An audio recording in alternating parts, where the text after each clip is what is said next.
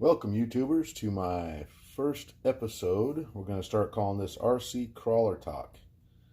And this is going to be a series I'm going to try to do to put together, talk about projects and trucks that we've been putting together, me and my sons. Little projects. Today on the bench is a new ride in my stable. I bought this truck used. It's got some really good parts on it. It's a great setup. It crawls great. But I think there's some room for improvement. So as of right now, this is the way I bought it, with a Toyota body. Originally I had a little zip tie in the back so you can kind of hinge it up. But this body's going to work for now. Like I said, we're going to do a few things to it, make it perform a little bit better. So just going to kind of talk about what he's got into it. Or what I have into it now. So it starts out life as the Team Garage Hack Holmes Hobbies Sport Chassis. It's aluminum. It's a licensed Holmes Hobby flat rail system. It has a flat skid at the bottom. You can see there's already 2 screws taken out. I've started to dismantle it, but I put it back together just for the video before I start taking it apart. So the flat rail Holmes chassis has a Holmes Hobby Crawlmaster Expert 540 13 turn run by a Hobby Wing 1080. It has a Hot Racing aluminum transmission, all steel gears, 32 pitch, 56 tooth spur. Unsure the tooth count on the pinion, but that's regardless. That's going to be changed. It's got a Savox 1230 steering servo and Capra axles, front and rear. Right now it also has DriveTech shocks. DriveTechs are really good. They're really smooth, pretty easy to tune. So on the front, he's got the 92.5s, so they're the shorts. On the back, he has the medium length. They're 106. It kind of sets it off a little funky. Little bit of a rake to it. We're going to be changing that around. What else has it got? It also has just a stock Tactic radio. That's going to go away for a receiver for my Spectrum. It also has SSD steel wagon wheels, 1.9 with some Super Swamper 4.75 XL tires. They're pretty rounded. The first video I did, it seemed to be fighting for traction, so that's going to be changed. In the Capra axles, there is obviously Hot Racing brass knuckles, and these say 95 grams of weight per side. It has overdrive gears in the portals. It may also have overdrive gears in the diff. I'm not 100% sure yet. Haven't torn it apart. It's also got brass steering links. That'll work for now. It's got custom 4-link, front and rear. It's got nice high clearance. It's got some nice high clearance links in the back for the bottom, and just standards up front. We're going to be changing that suspension geometry around. There's a little bit of funky stuff going on. Back to the tires. The tires, looks like they're just stock, super soft foams, which works actually pretty good for this because it's such lightweight. It's got a custom battery tray. The person I bought it from, I believe he said he was running 850 batteries, which are pretty small. Be good, keep it light. All I have are these Venom 1300s. They're still pretty little guys. The 3-cell. Unfortunately, don't quite fit nicely, so I got to get creative on that.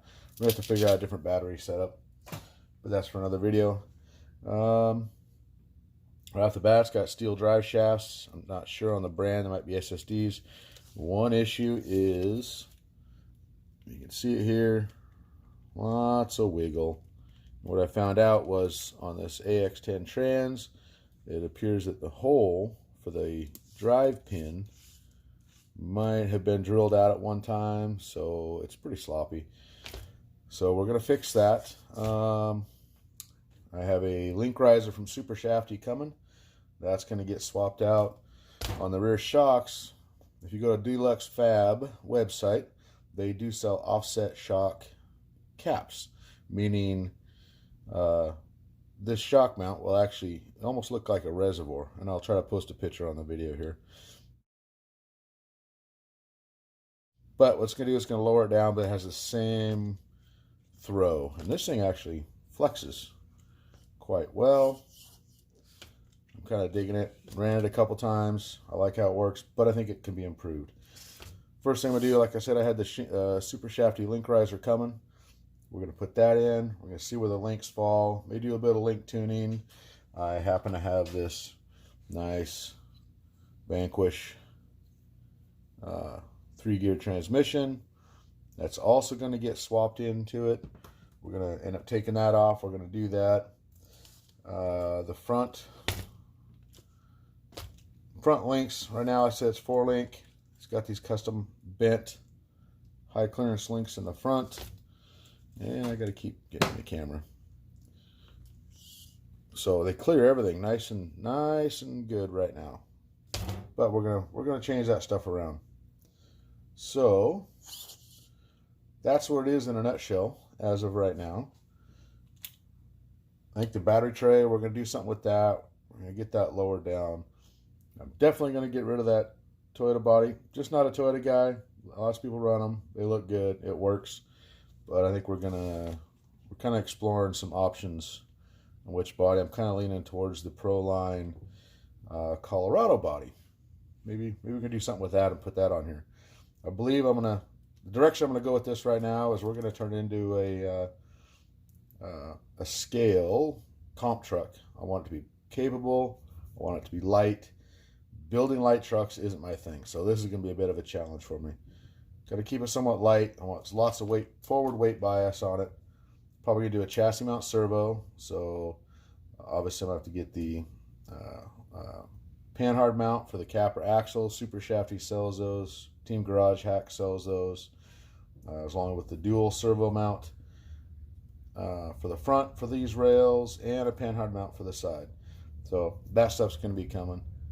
Also in the future, I'm going to be doing a high altitude performance RC forward motor mount, which means it's a little bracket. I have it on my Axial SCX10 Blazer, and I'll show you that in another video. But what it does, it's going to move this motor right up front. So when I do that, at the same time I have to order links. And right now I'm leaning towards the Hardcore RC link kit for this Holmes Sport chassis with Capra axles. So all the guesswork's going to be taken out of it. And it's a 3-link set, all titanium, 4mm rod ends. It looks like a really good kit. All the engineering's done. I can bolt up and be good to go. So that one's going to be on order here in the next week or so. That's kind of the direction I'm going to go with it. Like I said, she works pretty good. But for now, until I can get that motor mount ordered and installed, I'm just going to install the Vanquish transmission. It's all steel geared, by the way. I'm going to install that, and I probably have enough drive lines, spare drive line parts and pieces like MIP, maybe even a wild bore. Not sure yet. Got to go through my stash, see what I have. But we're going to fix that. Put that link riser on. Right now, the reason I want the link riser, we got to play with the links, is I'm trying to get the front to settle down a little bit. Even with all the overdrive, still, when you get these back tires in a bind, it seems like it almost wants to lift the chassis. If I apply force to the axle with it disconnected, you'll see the chassis kind of want to lift up. So,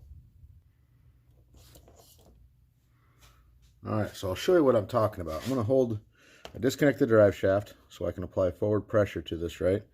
I'm going to block the front wheels with my hand. Watch that chassis just kind of want to, as I put torsion on the rear, it just kind of barely wants to walk up. I don't know if you can see that. Maybe I can push a little closer. Watch that front rail by that shock. See? Just wants to go up, and really what you want to do is have to push it down. One thing I'm uncertain of is the fact that these are portal axles, everything's reversed. It kind of wants to, on a normal suspension geometry, the rear, when you apply torque to it, it wants to rotate the top forward. Well, because everything's reversed, this torsion of the torque on the rear axle wants to go backwards. So it's pulling on that top link and pushing on the bottom link.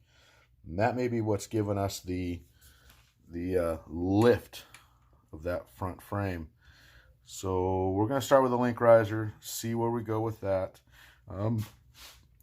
One thing about buying used vehicles is always maintenance, right? There's lots of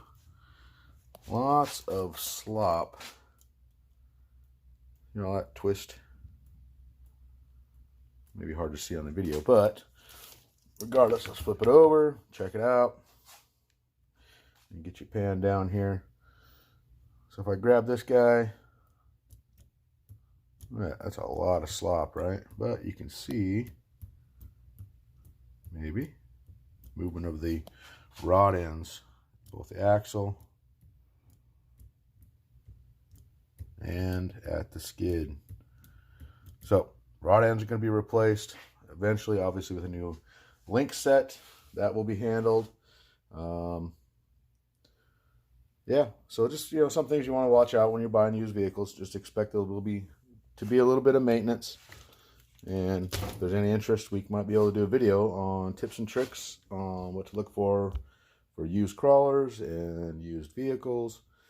I'm kind of crawler based, so that's kind of probably what I'm going to get, what you're going to get.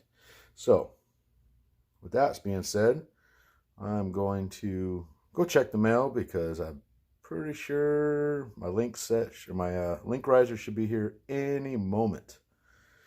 So with that said, the next time you're going to see this guy, I'm going to have that Vanquish trans installed. I'll have the super shafty link riser installed, and we'll see what else we can make happen. All right. Well, thanks for watching. Stay tuned. There'll be more videos on the way.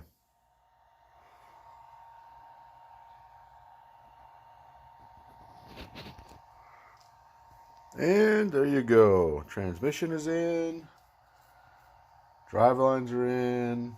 I even mounted the body so she hinges back down. I was right. The mail lady showed up. Got me my super shafty rear link riser. We'll see how that does on the anti-squat, and see if I can't get that to transfer.